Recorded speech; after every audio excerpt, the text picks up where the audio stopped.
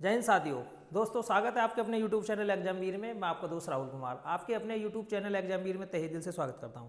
दोस्तों आज का जो टॉपिक रहने वाला है वो इन्फॉर्मेशन वीडियो रहने वाला है DSSB की और KVS NVS की जॉब प्रोफाइल के बारे में कि आप अगर टीचिंग एग्जाम की तैयारी कर रहे हैं तो आपके लिए कौन सी जॉब सुटेबल है। देखिए यहाँ पर KVS की बात करी जाए, DSSB की बात करी जाए, NVS की बात करी जाए तो यहाँ पर टीचिंग एंड नॉन टीचिंग दोनों प्रकार की वैकेंसी देखने के लिए मिलती हैं। तो आज जो मैं बात करूँगा वो टीचिंग पोस्ट के लिए बात करूँगा। हालांकि सुविधाएं दोनों को एक जैसी मिलती है, चाहे आप टीचिंग स्टाफ में हैं या फिर आप नॉन टीचिंग में हैं। देखिए सबसे पहले मैं बात कर लेता हूँ। देखिए यहाँ पर दोस्तों अगर मैं DSSB की बात करता हूँ तो यहाँ पर PRT होता है, PRT के बाद में TGT होता है और TGT PGT होता है। PGT होता है उसके बाद में वाइस प्रिंसिपल और वाइस प्रिंसिपल ये चीज़ देखने के लिए आपको दोस्तों मिलती है। वाइस प्रिंसिपल ये सारे के सारे पोस्ट आपको यहाँ देखने के लिए मिलती है। अब अगर मैं KVS की बात करता हूँ तो दोस्तों KVS में भी यही चीज़ मिलती है। देखिए PRT TGT PGT सारी की सारी पोस्टें दोस्तों आपको यही देखने के लिए मिलती हैं जो DSSB के अंदर है। वहीं NVS के अंदर PRT नहीं होता, NVS के अंदर TGT से शुरुआत होती है। अब देखिए बहुत सारे साथी ऐसे हैं जो DSSB को पसंद करते हैं और बहुत सारे साथी ऐसे हैं जो KVS को पसंद करते हैं, NVS को पसंद करते हैं।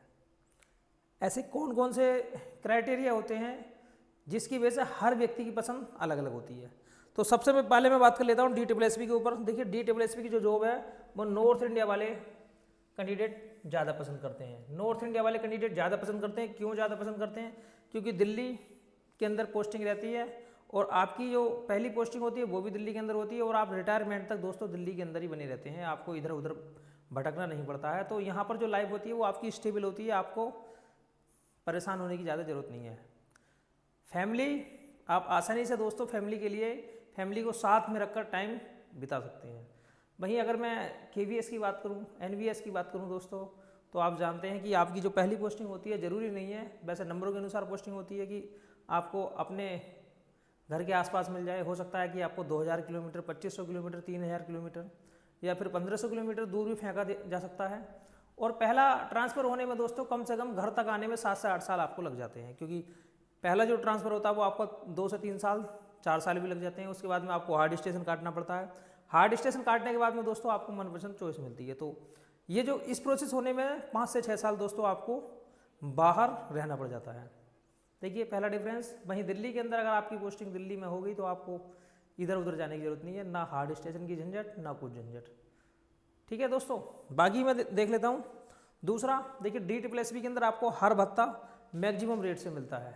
चाहे HRA की बात कर लीजिए मैक्सिमम मिलेगा, DA की बात कर लीजिए मैक्सिमम मिलेगा, ठीक है, TA की बात कर लीजिए मैक्सिमम मिलेगा। DA तो वैसे सबको सेम ही मिलता है।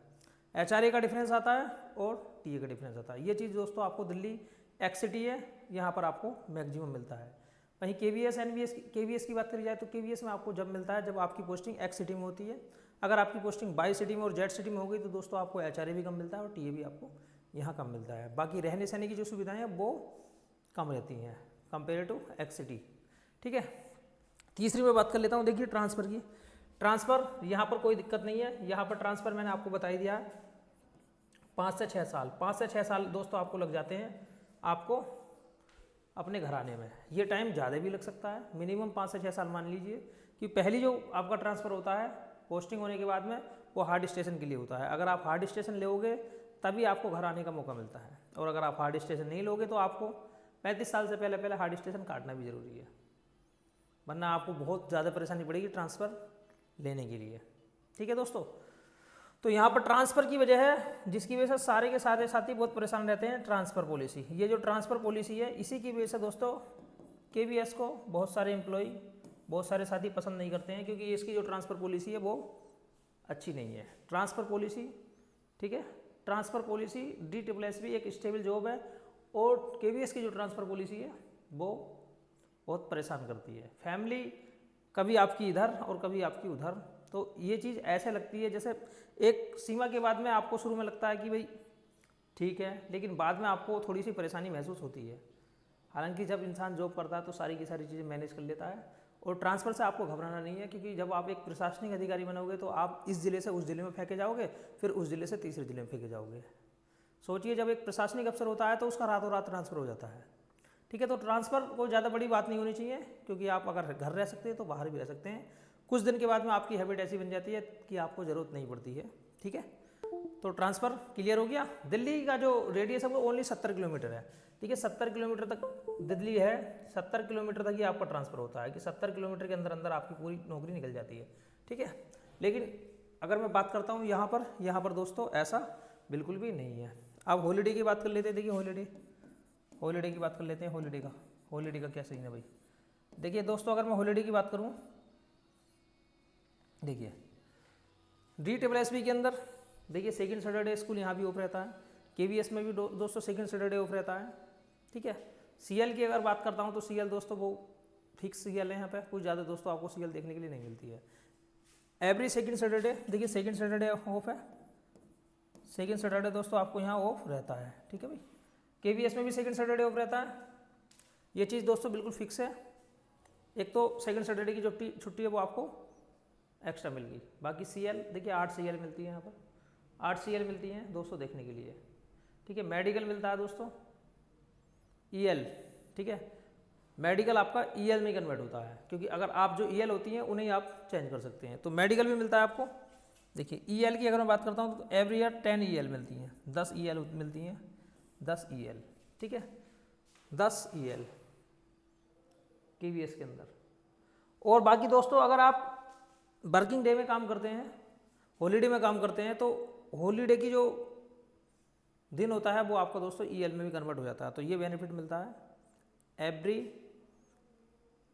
सेंट्रल गवर्नमेंट की जॉब में। जब भी आप छुट्टी के दिन काम करते हैं तो वो छुट्टी का दिन आपका EL में दोस्तों कन्वर्ट हो जाता है, तो बहुत बेनिफिट रहता है। देखिए स्टेट गवर्नमेंट में आपको एक EL देखने के लिए मिलती है, कहीं कहीं ज़्यादा भी है, लेकिन वहीं DSSB KVS में दोस्तों आपको 10 EL देखने के लिए मिलती है। तो बहुत अच्छी जॉब है, बहुत प्यारी जॉब है। बच्चों की पढ़ाई के लिए पैसा मिलता है कम्प्लीटली, जिसे अब पहले 27,000 था, अब 35,000 बढ़ाकर कर दिया गया है। ठीक है, तो पूरा 35,000 दोस्तों आपको दो बच्चों के लिए मैक्सिमम 2 बच्चों के लिए आपको पढ़ाई का पैसा मिलता है। 35 और 35 70,000 रुपये। तो समझ लीजिए कि आपके जो बच्चे हैं वो बिल्कुल सरकार के पूरे खर्च में पड़ेंगे, आपको 70,000 रुपये मिलता है। वहीं अगर आपका बच्चा बड़ा हो जाता है तो आपको हॉस्टल के लिए पैसा भी दोस्तों दोनों जॉब में मिलता है। ठीक है, प्रत्येक सेंट्रल गवर्नमेंट की जॉब में मिलता है। हॉस्टल का खर्च लेना चाहते हैं तो आपको ये मिल जाता है पूरा, तो बहुत बेनिफिट है दोस्तों। ठीक है, देखिए अब मैं बात कर लेता हूँ प्रमोशन की अगर मैं बात करूँ तो KVS में और NVS में, हालांकि KVS का जो प्रमोशन है बहुत ज़्यादा फास्ट है। PRT शिक्षक आप बनते हैं तो TGT बनने में आपको 5 साल का सर्विस है। इसके बाद में TGT से PGT बनने में आपको 3 साल की सर्विस है। उसके बाद में BC वाइस प्रिंसिपल, उसके बाद में प्रिंसिपल, उसके बाद में देखिए AC DC भी बन जाते हैं, यहाँ पर AC और DC भी बन जाते हैं। इसके लिए दोस्तों आपको क्राइटेरिया धीमे धीमे होता रहना चाहिए। यहाँ देखिए PRT से TGT बनने के लिए 5 साल बाद आपको डिपार्टमेंटल एग्जाम देना पड़ता है, और TGT से PGT के लिए 3 साल बाद, और इसके लिए दोस्तों आपको 5 साल बाद, फिर इसके बाद दोस्तों आपको 5 साल बाद। ठीक है, ये क्राइटेरिया है। तो यहाँ अगर आप PRT शिक्षक भी बने हैं तो आप AC DC तक पहुँच सकते हैं अपने काबिलियत के दम पर। तो बहुत अच्छी जॉब है KVS की, one of the most cute job. ठीक है, इन टीचिंग फील्ड। बाकी देखिए DSSB की बात करता हूँ तो यहाँ पर जो प्रमोशन है वो फास्ट नहीं है कंपेयर टू KVS। यहाँ पर प्रमोशन होने में TGT से PGT बनने में दोस्तों 10 साल तक लग जाते हैं, लेकिन अगर आप TGT बने तो आप प्रिंसिपल तक तो बन ही जाते हैं। यहाँ पर भी डिपार्टमेंटल एग्जाम होता है, प्रिंसिपल और वाइस प्रिंसिपल बन सकते हैं आप। ठीक है, कभी कभी ये जो एग्ज़ाम होता है ओपन भी आता है दिल्ली के अंदर, जिसे सिर्फ TGT और PGT ही एक मिनिमम जॉब क्राइटेरिया करने के बाद अप्लाई कर सकते हैं। वाइस प्रिंसिपल आसानी से बन सकते हैं, तो यहाँ भी कोई दोस्तों दिक्कत नहीं है। लेकिन प्रमोशन KVS के मुकाबले स्लो है DSSB के अंदर।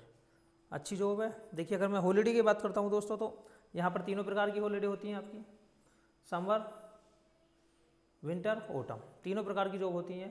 देखिए 70 दिन की हॉलीडे होती हैं, जिसमें रीजन वाइज अलग अलग होती हैं। जहाँ पर ज़्यादा गर्मी पड़ती है वहाँ पर गर्मियों की ज़्यादा होती है, जहाँ ज़्यादा सर्दी पड़ती है वहाँ सर्दियों की ज़्यादा होती है, जहाँ पर वर्षा ज़्यादा होती है वहाँ वर्षा की होती है। ये KVS के अंदर सिनेरियो है। वहीं DSSB आप जानती हैं, DSSB के अंदर तो 3 फिक्स वो हैं, ऑटम, समर, विंटर।